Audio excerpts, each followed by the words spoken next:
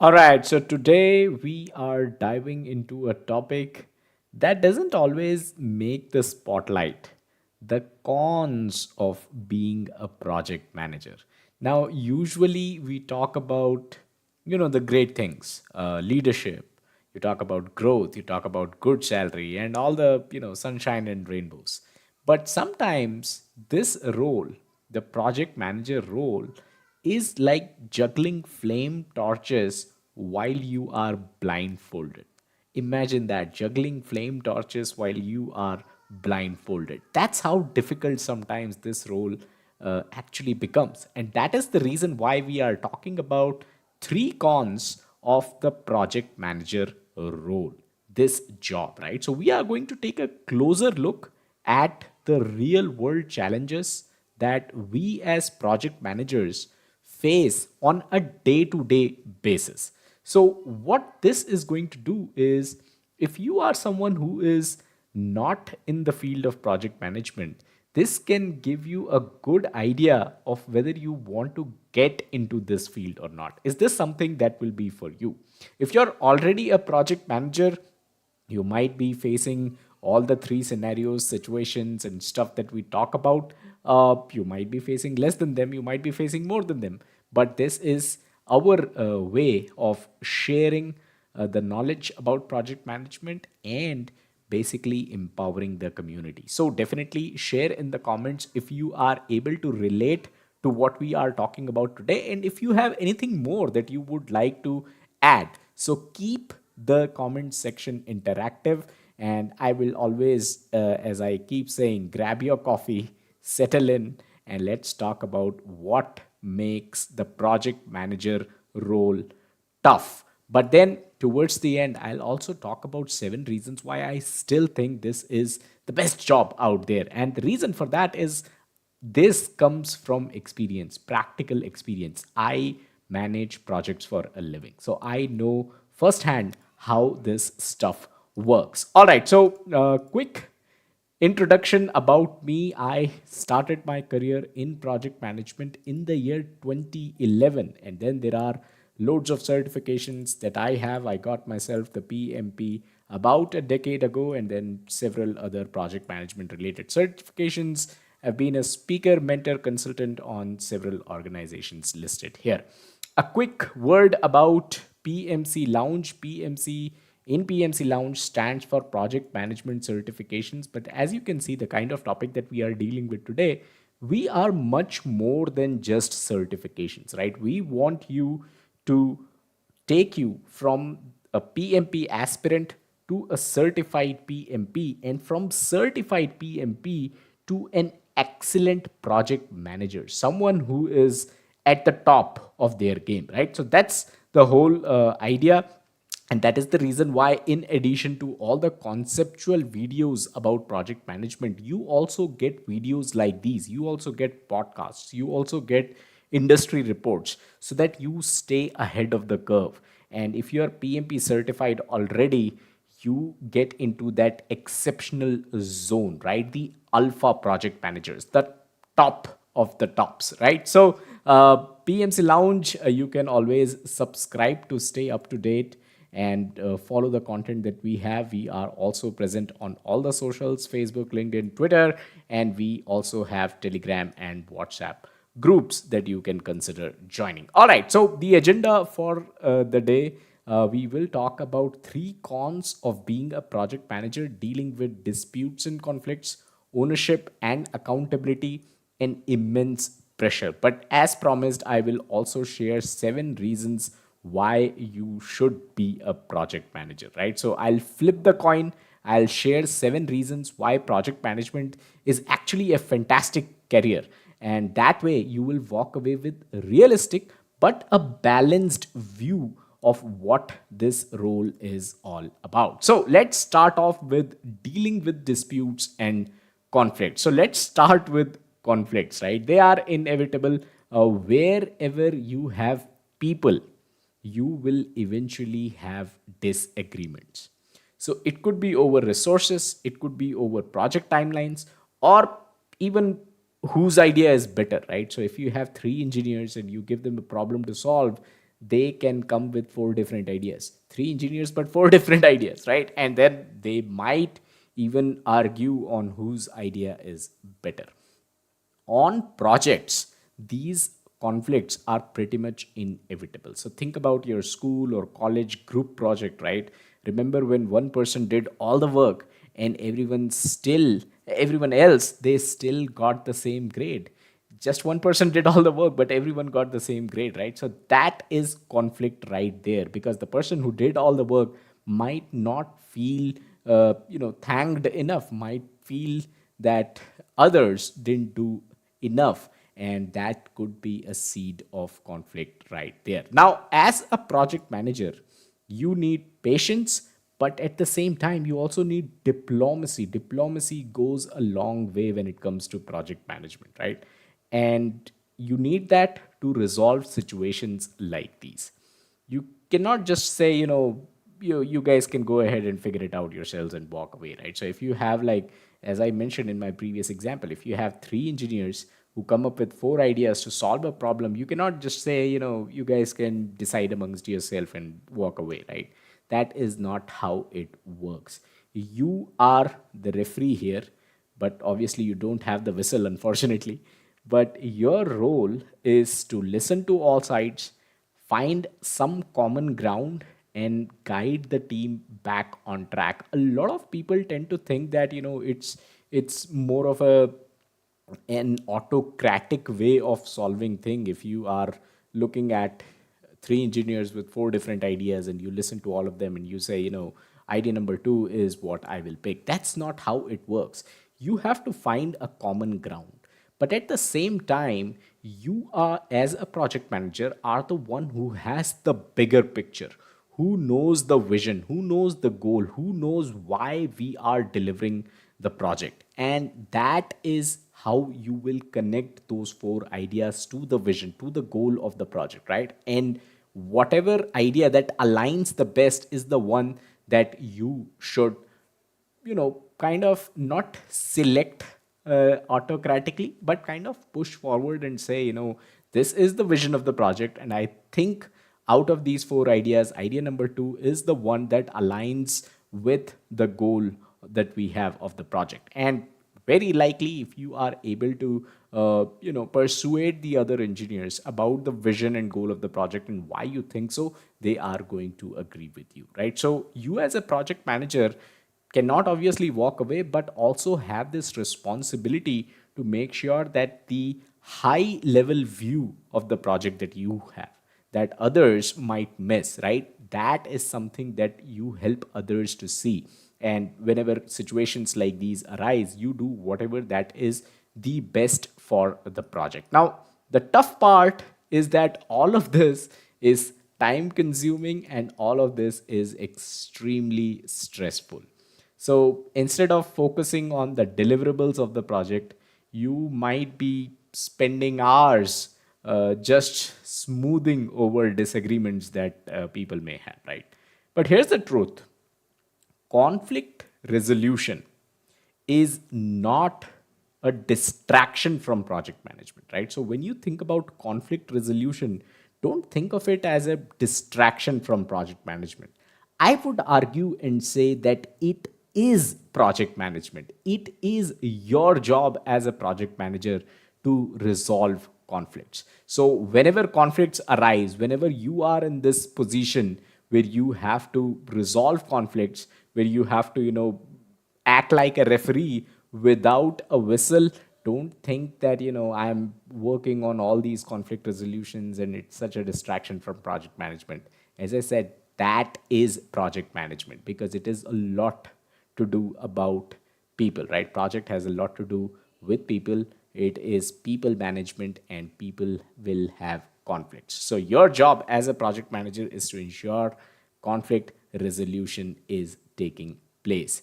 Now, if you cannot manage the differences that people may have, you will not be able to move the project forward. Now, before we move further, let's pause for a second and make this more interactive. Have you ever been in the middle of a conflict?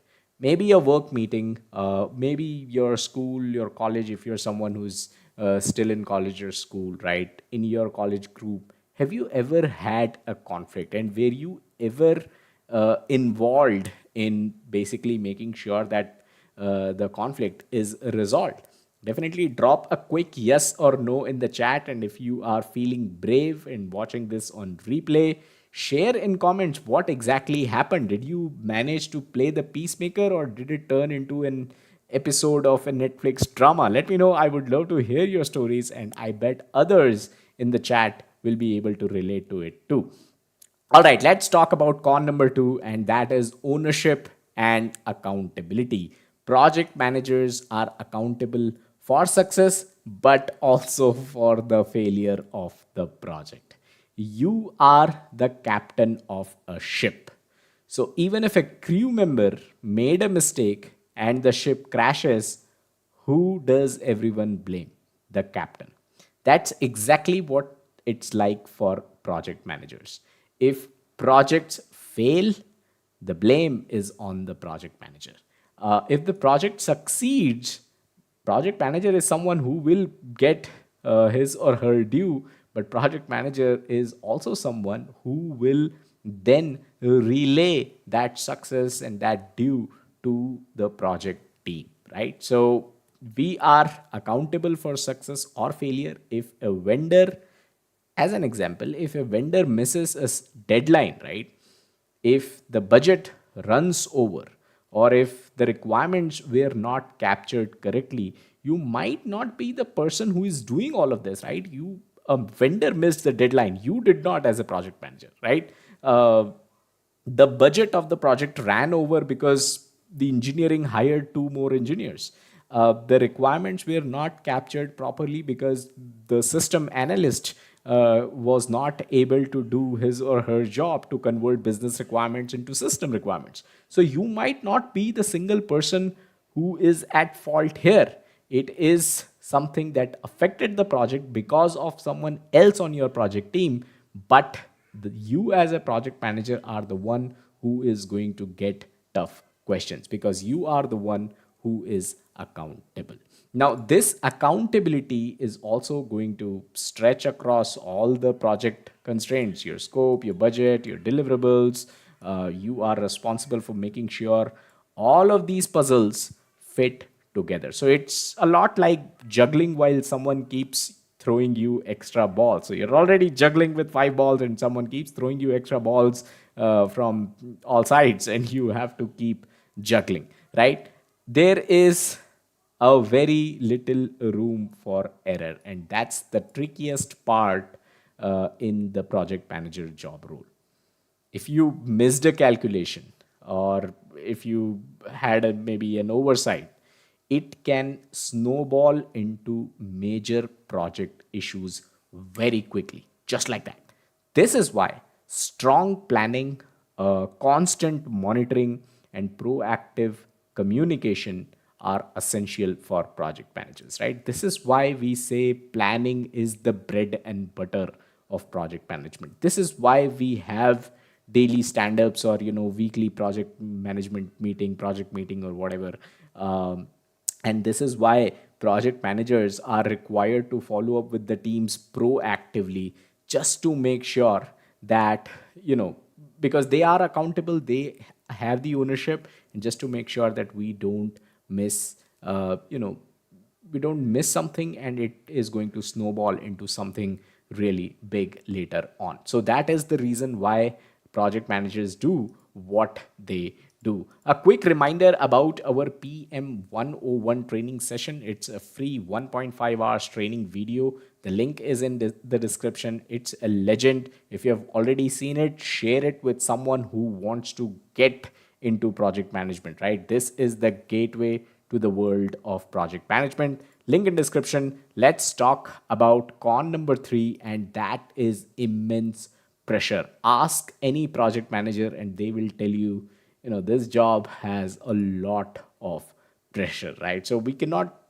obviously cannot forget pressure of, tight deadlines, scope. You work under very strict deadlines. You might even work with a rigid scope that the your customer or your sponsor cannot alter at all. They might add stuff to your project, but they'll never reduce the scope. So at the same time, unexpected changes can also creep in. So that is what I was saying. Your scope might increase, but in very rare situation, it so happens that the scope reduces or somebody agrees to you of not deploying certain features because you're out of time, right? So stakeholders will always want more features. Your project team is going to face delays for whatever reason, and suddenly you will want to, at least once during the course of your project, realize that this timeline is absolutely impossible. That is possible, right, on your projects. Now, on top of all of this, you are juggling multiple tasks. So project management is not just about deadlines and scope, right? Obviously it has a lot to do with that, but you might be preparing a stakeholder report, you might be answering emails from vendors, you might be reviewing your project management plan, or you might be handling any of the conflicts that we talked about in the first slide, right? The first con, all of this before the lunch. So this is the reason why as a project manager you might feel that you are working under immense pressure because you are dealing with multiple tasks related to project. And obviously this constant demand creates pressure, and if it's not managed properly it can lead to burnout. And burnout is not just about being tired, it's also about losing motivation, it's also about losing focus, and it could also be about losing passion for your work, right? I always say that I am a passionate project manager. I am passionate about managing projects. I am passionate about learning more about project management. Imagine if you lose this passion because of this immense pressure, right? And in my own career personally, I have seen and I have known people who have lost their mojo, who have lost their passion for project management.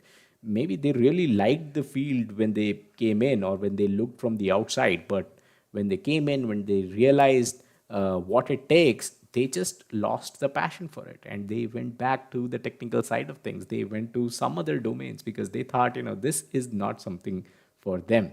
The grass looked greener from afar, the grass looked greener from the other side, but when they jumped in to project management, that's when they realized that this is not something for everyone. So this constant demand is going to create pressure is what I was talking about, and you always have a risk of burnout. Now remember, you cannot manage a project effectively if you are running on empty yourself, if you are out of passion yourself. That is the reason why self care, time management, delegation of tasks, all of these are key skills for project managers. Now, I would like to ask you a question here. What do you think is the toughest part of a project manager's job? If you are already a project manager, let me know in the comments, right? Based on, if you're not a project manager, based on what we have covered so far, what do you think would be the toughest part of being a project manager? Is it about handling conflicts? Is it about the accountability? Or is it about the pressure? Drop your answers in the chat.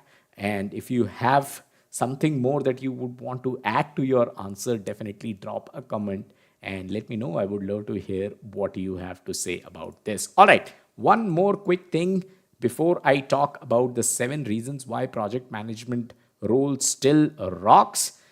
This is our playlist section. This is where the gold is. Everything is absolutely free, whether you're preparing for your PMP exam or whether you want to watch more videos like these. Definitely check out youtube.com/PMC Lounge/playlists. Everything is absolutely free. So enough of doom and gloom. Let's flip the coin and let's talk about why being a project manager is actually awesome, right? So I'm not here to make you quit before you even start, right? If you're not already a project manager, every role has its downsides, but project management also has some fantastic upsides. And let's take a breather from the heavy stuff that we just talked about. Let's talk about the seven reason why being a project manager is actually one of the best career choices that you can make. Firstly, it has a very straightforward career path. So unlike some technical roles or some roles in different domains, that where you might feel stuck or you might be moving sideways also, in project management you can start as a junior project manager or a project coordinator and aim towards becoming a project manager, right? You get yourselves a CAPM certification, a PMP certification. If you're working in scaled agile environment, go for SAFe. If you're working in a Scrum environment, go for CSM or PSM.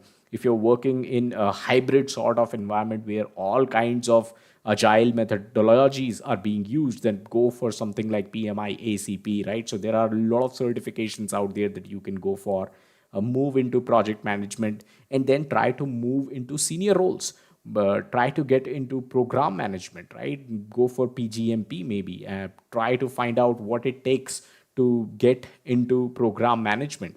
Eventually you can also move into director of PMO kind of roles, right? And even, I mean, you can, even the highest that you can end up is at a CXO level, right? You have got COO position, right? The chief operating officer. That is, I would say, the top position that you can aim for. You could even go for the CEO position, although that comes in with different kind of skills as well, not just project and portfolio management, but a lot of sales kind of sales and marketing, and a lot of different skills are required for CEO position. But I would say COO position is something that is going to be the topmost that you, as someone working in the project management domain, can end up with. Now, second, the salary is good, right? So there are PMI surveys out there. We have also covered the PMI salary survey report. If you go to the playlist section, you can check out the project manager salaries or PMP salaries in different countries. We have covered all of that, right? So salary for project managers is good. It is even growing, and companies are willing to pay well for people who can actually deliver results. And I would like to talk about AI also here. Now, AI can automate a lot of stuff, right? But it cannot automate dealing with people. It cannot automate proactive communication, right? It cannot automate conflict resolution. If three engineers have four ideas and they have a disagreement, they are not going to open chat gpt and ask for what is the way out.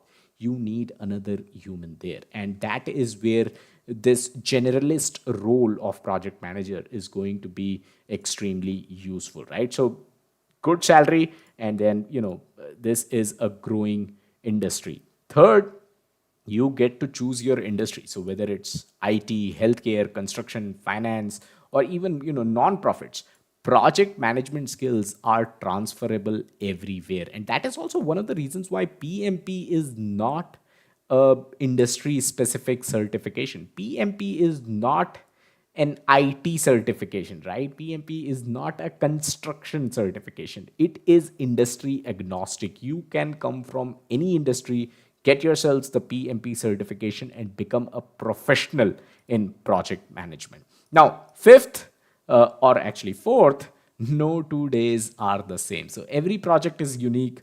You will not have any boredom. Boredom is definitely not an issue in the world of project management. Fifth, you are always learning. So expanding your knowledge is something that you're always doing, from training to lessons learned on your project. You are constantly growing and learning, right? So you're improving your skills. Sixth, you will develop strong attention to detail. Over time, you will start spotting issues before they become disasters. So this is a superpower that every project manager actually needs. And finally, number seven, you get to make an impact. Projects bring change. I always say this: project management, although it has to do a lot with people management, but it also has a lot to do with change management. every project brings in a change, right? So you are changing something every time you are doing a project. And as a project manager, you are at the heart of this change. So whether it's launching a new app, a new website, building or constructing a hospital wing, your work has a real effect. So understand that, and this is how you make an impact as a project manager. So these are the 7 reasons why it is great to be a project manager. Before I let you go, I'd also like to talk about our YouTube membership program, which is known as VIP Pass. There's a lot of perks that are listed here. A lot of people have already become our members and are getting a lot of bang for your buck. So definitely consider joining. And that's all that we had in this video. I hope you got value out of it. I hope you learned something new. I hope I didn't scare you, and I that was also the reason why I ended this session with the 7 reasons why it rocks to be a project manager. Keep learning. Definitely subscribe, share this content with others who can benefit. I'll catch you